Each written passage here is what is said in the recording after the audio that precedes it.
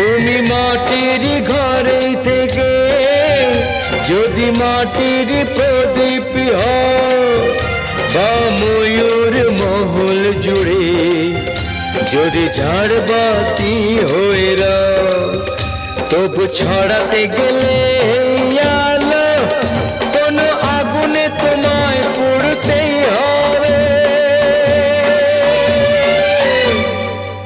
ও মনে রেখো,